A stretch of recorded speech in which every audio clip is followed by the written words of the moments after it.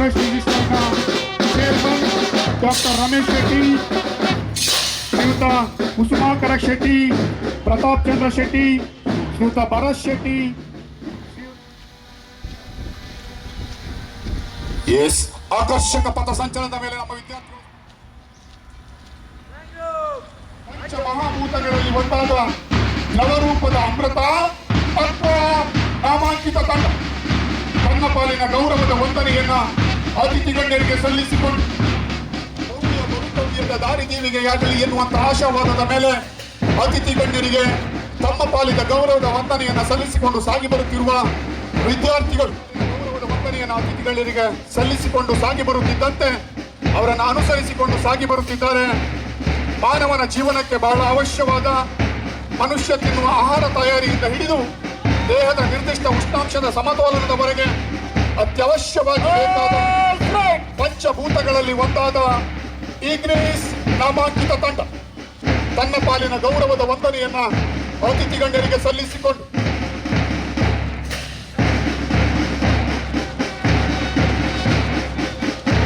ತಮ್ಮ ಪುಟ್ಟ ಹೃದಯದಲ್ಲಿ ಬಹಳಷ್ಟು ಪ್ರೀತಿಯನ್ನು ತುಂಬಿಕೊಂಡು ಗೌರವದ ಮೇಲೆ ಅತಿಥಿ ಗಣ್ಯರಿಗೆ ವಂದನೆಯನ್ನು ಸಲ್ಲಿಸಿಕೊಂಡು ಇಂದಿನ ಮಕ್ಕಳೇ ನಾಳಿನ ಪ್ರಜೆಗಳು ಎನ್ನುವಂತೆ ಶಿಸ್ತಿನ ಸಿಪಾಯಿಗಳಾಗಿ ಸಾಗಿ ಬರುತ್ತಿರುವ ವಿದ್ಯಾರ್ಥಿಗಳ ಸಮೂಹ ಸಾಗಿ ಬರುತ್ತಿದ್ದಾರೆ.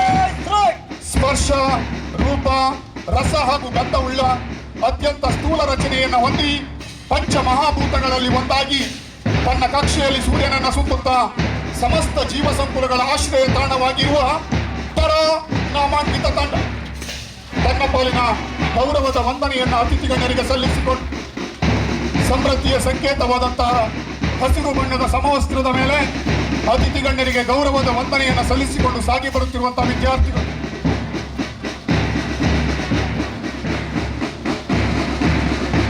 ಜೀವರಾಶಿಗಳ ಉಸಿರಾಟಕ್ಕೆ ಅವಶ್ಯವಾದ ಪ್ರಾಣವಾಯು ಎಂದೇ ಕರೆಯಲ್ಪಡುವ ವೆಂಟರ್ಸ್ ನಾಮಾಂಕಿತ ತಂಡ ಕೆಂಪು ಬಣ್ಣದ ಜರ್ಸಿಯ ಮೇಲೆ ಅತಿಥಿ ಗಣ್ಯರಿಗೆ ತಮ್ಮ ಪಾಲಿನ ಗೌರವದ ವಂದನೆಯನ್ನು ಸಲ್ಲಿಸಿಕೊಂಡು ಸಾಗಿ ಬರುತ್ತಿರುವ ವಿದ್ಯಾರ್ಥಿಗಳು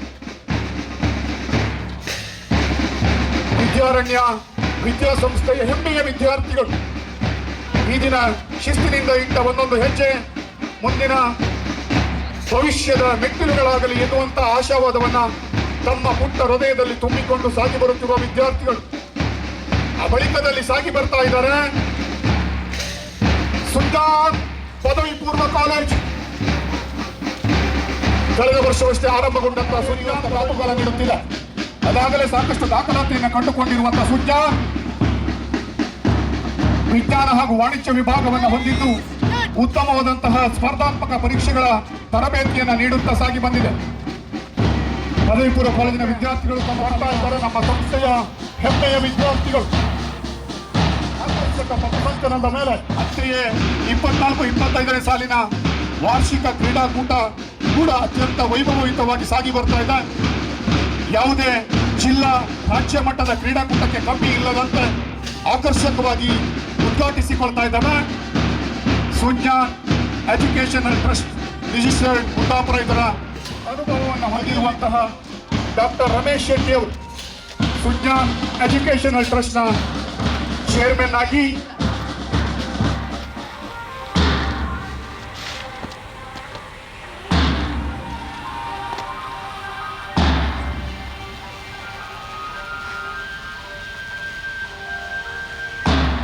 ಒಲಿಂಪಿಕ್ ಕ್ರೀಡಾಕೂಟಗಳಲ್ಲಿ ಕೂಡ 1920ರ ಆಂಟರ್ ಒಲಿಂಪಿಕ್ನಲ್ಲಿ ಮೊದಲುಗೊಂಡು ಕ್ಯೂಟಿನ್ ರಚಿಸಿದ ವಿಶ್ವದ 5 ಖಂಡಗಳ ಪದವಿ ಪೂರ್ವ ಕಾಲೇಜು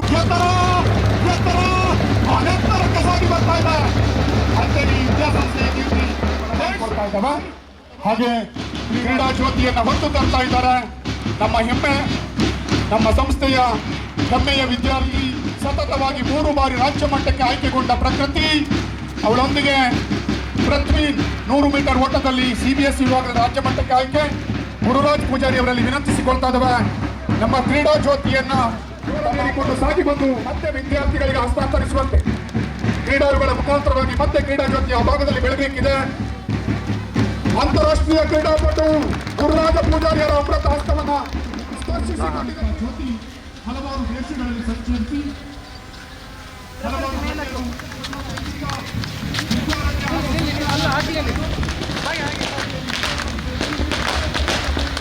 ಅಲ್ಲೇ ನೋಡಿ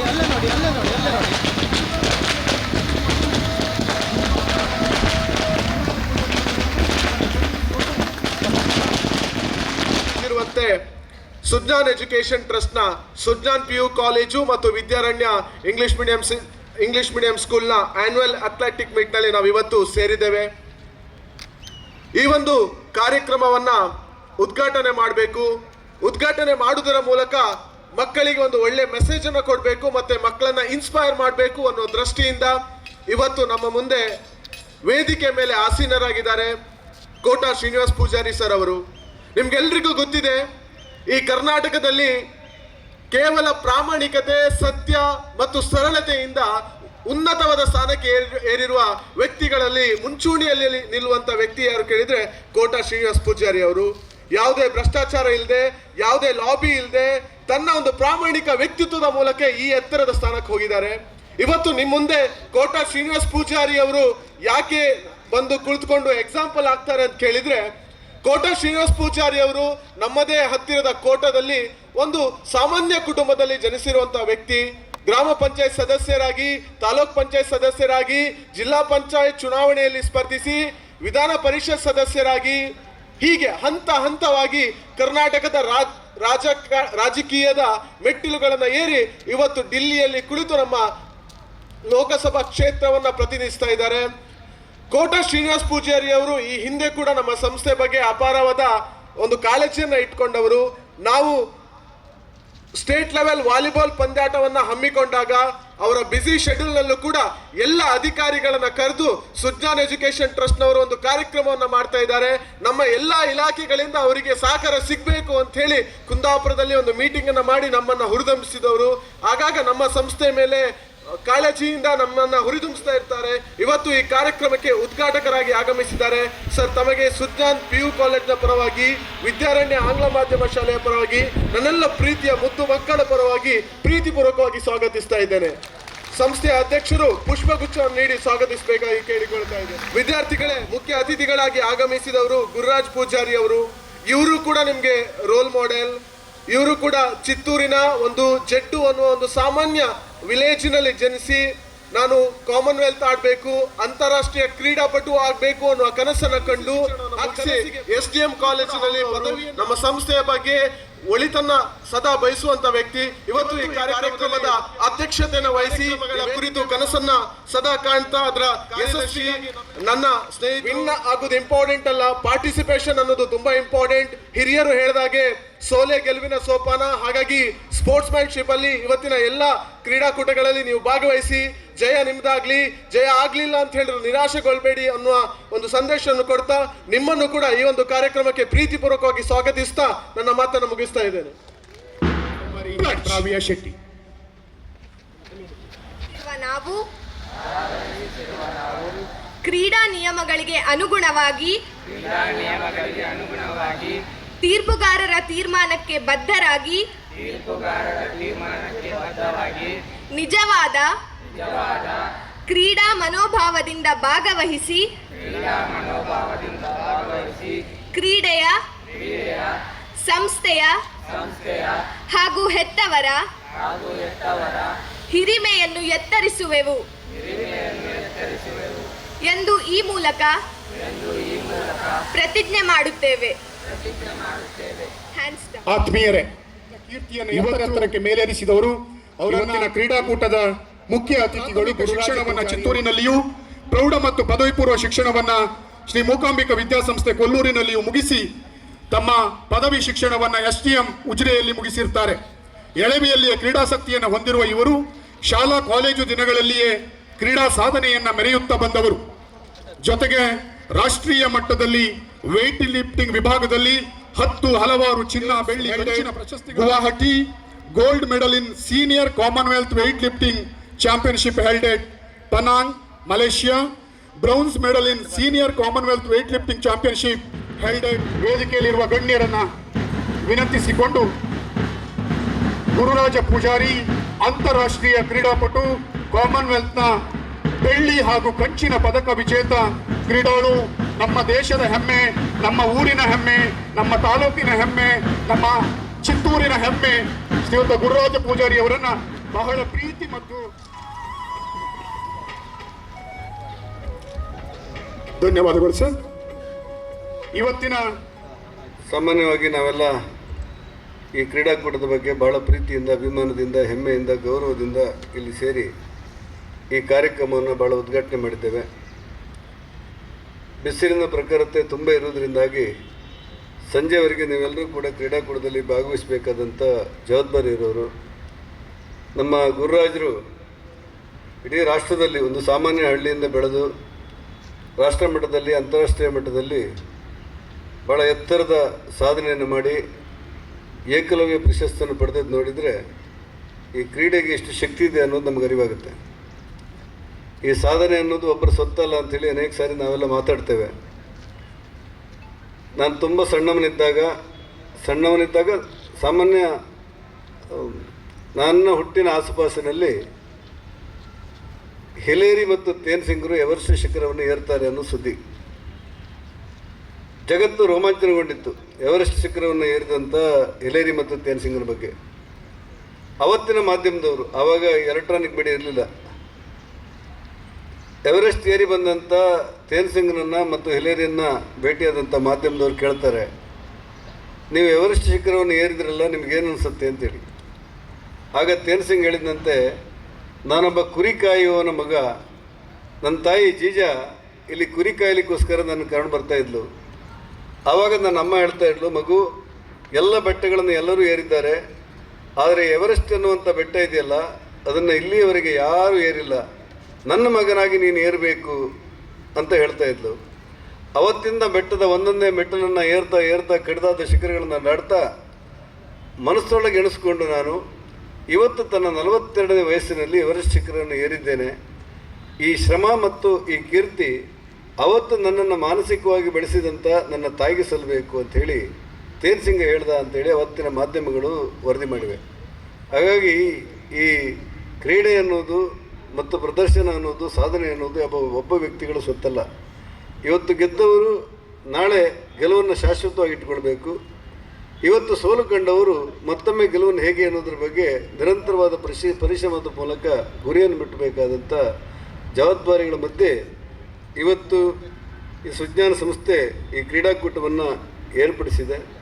ನನಗೆ ಸುಜ್ಞಾನ ಸಂಸ್ಥೆ ಬಗ್ಗೆ ಇರುವಂಥ ಖುಷಿ ಏನಂತ ಹೇಳಿದರೆ, ರಮೇಶ್ ಶೆಟ್ಟರು ಮತ್ತು ಅವರ ತಂಡ ಇದನ್ನು ಪ್ರಾರಂಭ ಮಾಡುವಾಗ 100-200 ಮಕ್ಕಳಿದ್ದವರು ಇವತ್ತು 800 ಮಕ್ಕಳ ಗುರಿಯನ್ನು ತಲುಪಿದ್ದೀರಿ ಅಂತ ಹೇಳಿದರೆ ಕ್ರೀಡಾ ಕ್ಷೇತ್ರದಲ್ಲಿ ಒಂದು ಸಾಧನೆ, ಅದು 1-2 ವರ್ಷದಲ್ಲಿ ಅನ್ನೋ ಒಂದು ಸಾಧನೆ.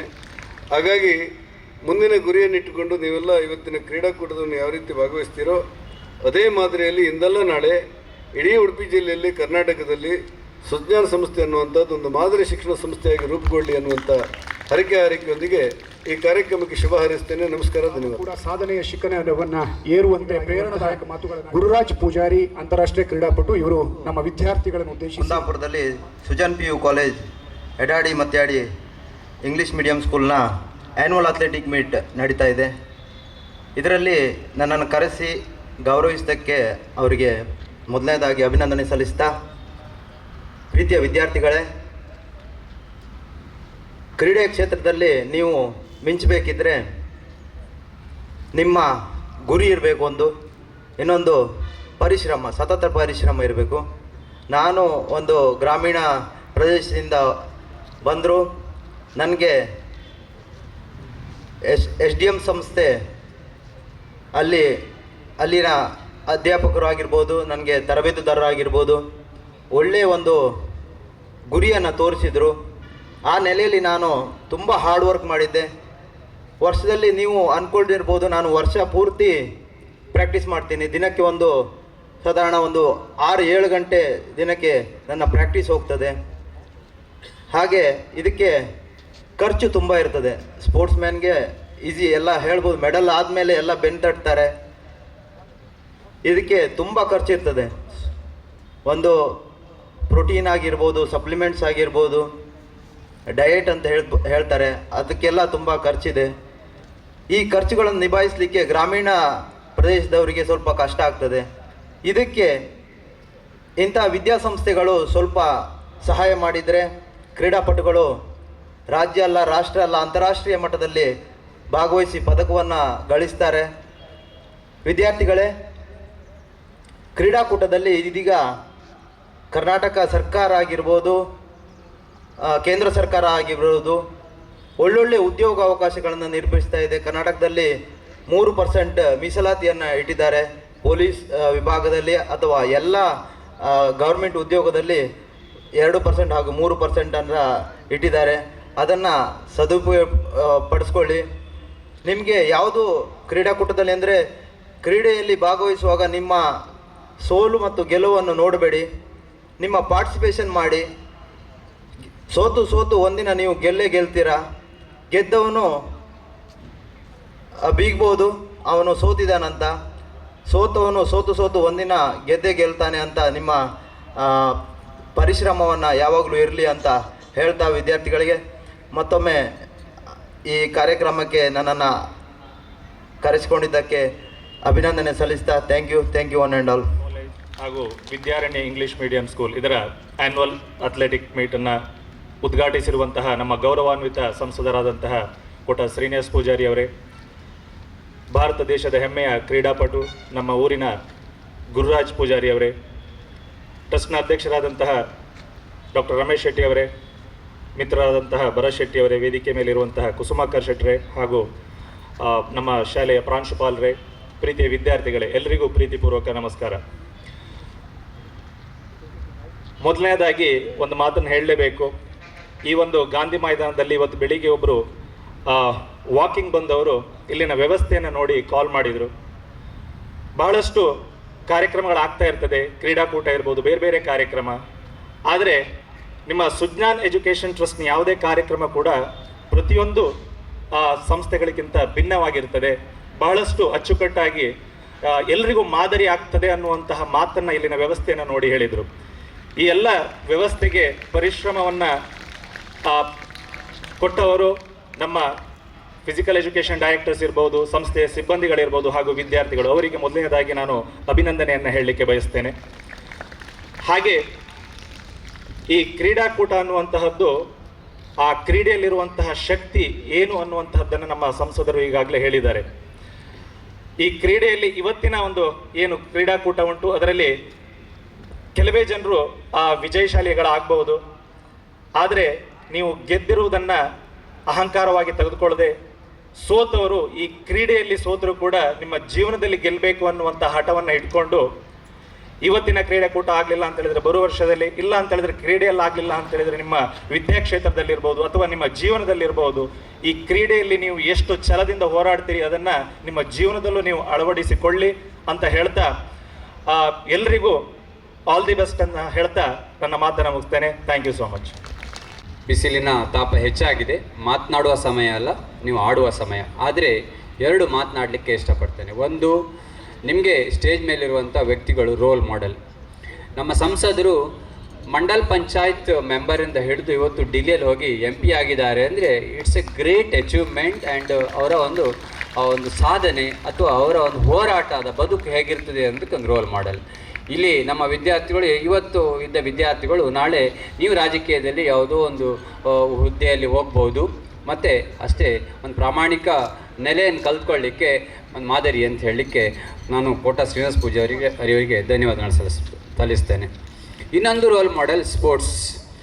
ನಾನು ಈ ಮಾತನ್ನು ನಾನೊಂದು 20-25 ವರ್ಷಕ್ಕೆ ಹಿಂದೆ ನಾನು ಪೂರ್ಣಪ್ರಜ್ಞಾ ಕಾಲೇಜಲ್ಲಿ ಲೆಕ್ಚರ್ ಆಗಿದ್ದಾಗ, ಆಗ ಸ್ವಾಮೀಜಿ ಉಪದೇಶ ತೀರ್ಥ ಸ್ವಾಮೀಜಿಯವರು ಅವರು ಸ್ವರ್ಗಸ್ಥರಾಗಿದ್ದಾರೆ. ಅವರು ಸ್ಪೋರ್ಟ್ಸ್ ಡೇಯಲ್ಲಿ ಒಂದಿನ ಹೇಳಿದರು, ಯಾರಾದರೂ ವಿದ್ಯಾರ್ಥಿ ಒಲಿಂಪಿಕ್ಕಿಗೆ ಹೋದರೆ 1 ಲಕ್ಷ ಬಹುಮಾನ ಕೊಡ್ತಾ ಹೇಳಿದರು. ನಾನು ಯಾಕೆ ಮಾತು ಹೇಳ್ತಾ ಇದ್ದೆ ಅಂದರೆ, ಆಗ ನನ್ನ ಚೇರ್ಮನ್ ಆಗಿದ್ದ ಡಾಕ್ಟರ್ ಮೋಹನ್ ಆಳವರು ಗೆಸ್ಟ್ ಆ ದಿನ, ನಾನು ಲೆಕ್ಚರ್ ಆಗಿದ್ದೆ. ಸ್ಪೀಚಲ್ಲಿ ಹಾಗೆ ಹೇಳಿದರು. ಮೋಹನ್ ಆಳವರ ಸ್ಪೀಚಲ್ಲಿ ಹೇಳಿದರು, ಇವತ್ತು ಒಲಿಂಪಿಕ್ಕಲ್ಲಿ ಪ್ರೈಸ್ ಬಂದರೆ 1 ಲಕ್ಷ ಅಲ್ಲ 10 ಲಕ್ಷ ಕೊಡೋ 10,000 ಜನ ಸಿಗ್ಬೋದು, ಪ್ರೈಸ್ ಬರುವ ದಾರಿ ಹೇಳಿಕೊಡೋ ಜನ ಎಷ್ಟಿದ್ದಾರೆ ಕೇಳಿದರು. ಯಾರು ಇಲ್ಲಿ ಟ್ರೈನಿಂಗ್ ಕೊಡ್ತಾರೆ? ಇಲ್ಲೀಗ ಸಂಸದರು ಇದ್ದಾರೆ, ರಿಯಲ್ ಕ್ರೀಡಾಪಟು ಇದ್ದಾರೆ. ನಾನು ಬಂದು ಕೂಡಲೇ ಅವ್ರಿಗೆ ಕೇಳಿ, ಗುರುರಾಜ್, ನನಗೆ ಫಸ್ಟ್ ಟೈಮ್ ನೋಡ್ತಾ ಇರೋದು, ಬಟ್ ಹೆಸರು ಕೇಳಿದ್ದೇವೆ, ನಿಮ್ಗೆ ಎಲ್ಲಿ ಟ್ರೈನಿಂಗ್ ಎಲ್ಲಿ ಕೇಳಿದೆ.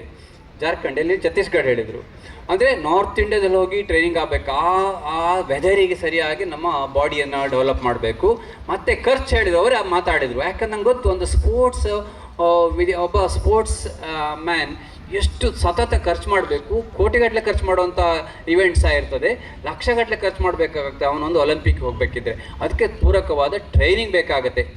ಯಾಕೆ ಇಲ್ಲಿ ನಾನು ಅವ್ರನ್ನ ತಂದು ಇಲ್ಲಿ ಹೇಳ್ತಾ ಇದ್ದೇನೆ ಅಂದರೆ, ರೋಲ್ ಮಾಡೆಲ್. ನಿಮಗೆ ನಮ್ಮೂರಂಥ ಹಳ್ಳಿಯಲ್ಲಿ ಇಡೂರಂಥ, ಆಲ್ಮೋಸ್ಟ್ ಈಗ ನಾಳೆ ಅದು ಕಸ್ತೂರಿ ರಂಗನ್ ಹೇಳ್ತಾ ಇದ್ದಾರೆ, ಅಂಥ ಪ್ಲೇಸಲ್ಲಿ ಬೆಳೆದಂಥ ವಿದ್ಯಾರ್ಥಿ ನಮ್ಮವರು ಇವತ್ತು ಅಂತಾರಾಷ್ಟ್ರೀಯ ಮಟ್ಟದಲ್ಲಿ ಸ್ಪೋರ್ಟ್ಸಲ್ಲಿ ಅಚೀವ್ಮೆಂಟ್ ಮಾಡಿದ್ದಾರೆ. ಅದು ಗ್ರೇಟ್, ಅದೊಂದು ದೊಡ್ಡ ಸಾಧನೆ.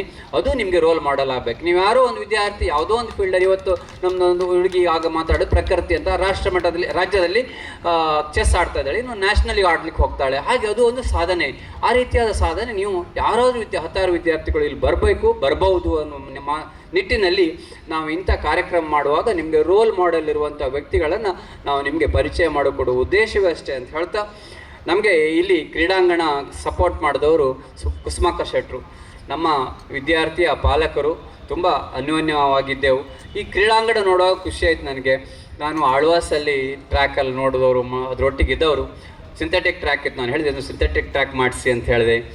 ಬಟ್ ನನಗೆ ಬೇಸರ ಆಯಿತು, ಇದು ಒಟ್ಟಾರೆ ಹೋಗ್ತಾ ಬರ್ತಾ ಇರ್ತಾರೆ, ಇಲ್ಲಿಯ ವಾಕಿಂಗ್ ಟ್ರ್ಯಾಕ್ ಆಗಿಬಿಟ್ಟಿದೆ. ಹಾಗಾಗಬಾರ್ದು. ಒಂದು ಕ್ರೀಡಾಂಗಣ ಅನ್ನುವಂಥದ್ದು ಅದಕ್ಕೆ ಅದೊಂದು ಸ್ಯಾಂಕ್ಟಿಟಿ ಇದೆ. ಕುಸುಮಾಕರ್ ಶೆಟ್ಟರು ಸ್ವಲ್ಪ ಮನಸ್ಸು ಮಾಡಿದರೆ ಇದನ್ನು ಸಿಂಥೆಟಿಕ್ ಟ್ರ್ಯಾಕ್ ಮಾಡಿಸ್ಬೋದು. ಆಮೇಲೆ ಇದನ್ನು ಮೇಂಟೈನ್ ಮಾಡೋದು ಒಂದು ಫೆನ್ಸಿಂಗ್ ಹಾಕಿ ಮಾಡಬೇಕು. ಯಾಕಂದ್ರೆ ವಾಕಿಂಗ್ ಟ್ರ್ಯಾಕ್ ಆಗಬಾರ್ದು. ಅದು ವಿದ್ಯಾರ್ಥಿಗಳಿಗೆ ಅಥವಾ ಕ್ರೀಡಾಪಟುಗಳಿಗೆ ಚೆನ್ನಾಗಿ ಯೂಸ್ ಆಗುವಾಗಿರಬೇಕು. ಒಳ್ಳೆ ಪ್ಲೇಸಲ್ಲಿದೆ. ಅದನ್ನು ಸಹ ಇವತ್ತು ನಮಗೆ ನಮ್ಮ ವಿದ್ಯಾರ್ಥಿಗಳಿಗೆ ಇವತ್ತು ಕ್ರೀಡಾಕೂಟ ಮಾಡಲಿಕ್ಕೆ ಕೊಟ್ಟೋದಕ್ಕೆ ಧನ್ಯವಾದಗಳನ್ನ ಹೇಳ್ತಾ, ಇವತ್ತು ಒಂದು 600 ವಿದ್ಯಾರ್ಥಿಗಳಿದ್ದಾರೆ. ಒಂದು ಸಣ್ಣ ಪುಟಾಣಿಗಳು 200 ವಿದ್ಯಾರ್ಥಿಗಳು ಆ ಕಡೆ ಸ್ಟೇಜಲ್ಲಿದ್ದಾರೆ. ನಮ್ಮ ಮುಂದಿನ ಕ್ರೀಡಾಕೂಟ ಇಲ್ಲಿ ಮಾಡೋದಾದರೆ ಬರುವ ವರ್ಷ ಆಗೋ 1,500-2,000 ವಿದ್ಯಾರ್ಥಿಗಳಿದ್ರೆ ಈ ಕ್ರೀಡಾಂಗಣಕ್ಕೆ ಈ ಮೆರುಗು ಬಂದಾಗ ಚೆನ್ನಾಗಿ ಕಾಣುತ್ತೆ. ಆ ರೀತಿಯ ಆಶೀರ್ವಾದ, ತಮ್ಮೆಲ್ಲರ ಆಶೀರ್ವಾದ ಇರಲಿ ನಮ್ಮ ಮೇಲೆ ಅಂತ ಹೇಳ್ತಾ, ಮತ್ತೊಮ್ಮೆ ಎಲ್ಲ ಪ್ರೀತಿಯ ವಿದ್ಯಾರ್ಥಿಗಳಿಗೂ ನೀವು ಇದನ್ನು ಸ್ಪೋರ್ಟ್ಸ್ ಡೇ ಅಂತ ಹೇಳಿ, ಸ್ಪೋರ್ಟ್ಸ್ಮೆನ್ ಸ್ಪಿರಿಟ್, ಸೋಲ್ಲಿ ಗೆಲ್ಲಿ ಅದನ್ನು ಒಂದೇ ರೀತಿಯಾಗಿ ತೊಗೊಳ್ಬೇಕು. Participation is important. ಪ್ರೈಸ್ ಬರೋದು ಸೆಕೆಂಡ್ರಿ. ಪ್ರೈಸ್ ರಿಯಲ್ ಕ್ಯಾಲಿಬರ್ ಇದನ್ನೇ ಬರ್ತದೆ, ಬಟ್ ನೀವು ಪಾರ್ಟಿಸಿಪೇಷನ್ ಮಾಡಬೇಕು.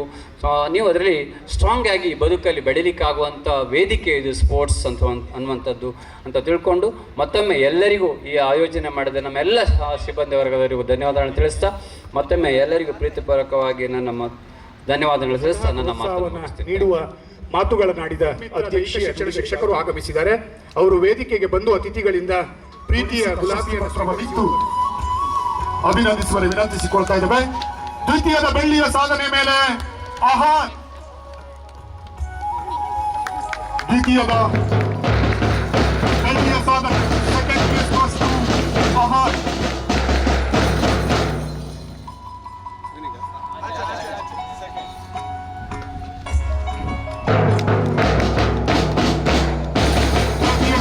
ಹೆಚ್ಚಿನ ಸಾಧನೆ ಮೇಲೆ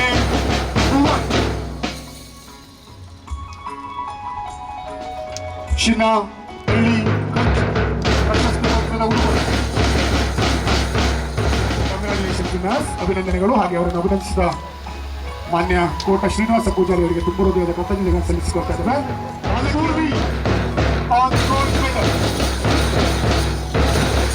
second place goes to Vaishnavi on silver medal.